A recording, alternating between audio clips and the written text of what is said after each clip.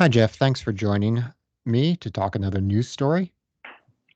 Thanks for having me. Today, we're going to be talking about real estate brokers feeling the pain of the golden handcuffs. The golden handcuffs in this case refers to a lot of homeowners have locked in mortgage rates at 2 to 3%, quite a bit different than the 6 to 7% you're looking at for a new mortgage. And in response, a lot of them are deciding they kind of like these golden handcuffs. They're going to stay pat in the house that they're in. They're not going to become a seller. They're not going to become a buyer. And we're starting to see data backing that thesis up. Realtor.com reported that in May of this year, home sales were at 406,822 in terms of home sales listed. That's down almost 23% from May of last year, and it's down over 30% from the pre-pandemic May of 2019. I'd argue this is probably a new normal that we're going to see a decent chunk of people just stay in their existing houses and keep those existing mortgage rates. What are your thoughts in terms of the impact of this and what's going on? So, it's kind of interesting. I started taking notes as you were talking, and just some of my thoughts are, I don't know that sellers or owners, I guess is probably a better way to put it, like it. I think it becomes a question of can they really afford to sell? Did they buy too high, and now because of interest rates, they got to sell too low? A short sale. And on the flip side of that is if they are available or able to sell, where are they going to go? What are they going to buy? Can they afford to buy? They qualified for the rate that they had before. Now they're looking for something similar to what they have in a different area. I think it might be a difficult discussion. Which brings me to the next point, which is the inventory. You're already looking at stale inventory.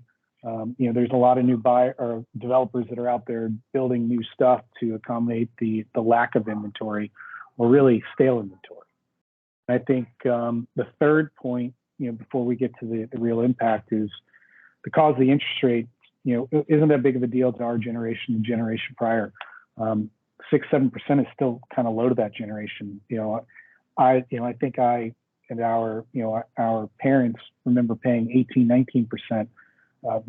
What's 6 or 7%? So I think the real impact is to the new home buyer, and is the inventory good for them? Do they like it? And it's something they're willing to pay for.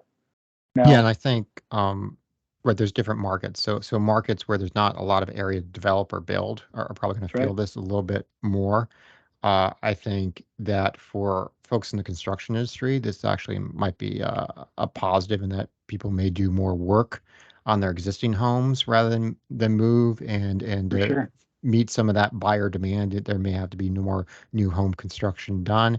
But I would agree that this is probably a net negative for brokers. And we just also covered a story about lawsuits that may also negatively impact real estate brokers. So unfortunately, I think this is just one other development that says that things are probably going to be a little bit more difficult to be a realtor than they have been in the past. I also think, though, that this is also another one of those things is a bit more of a residential story than a commercial story.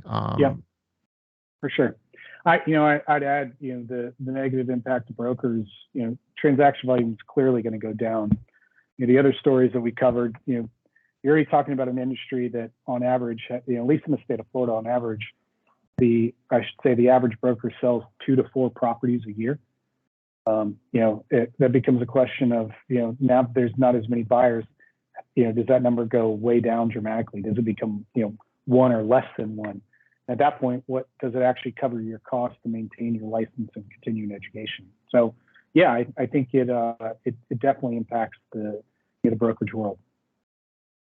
Yeah, thanks a lot. Thanks, Steve.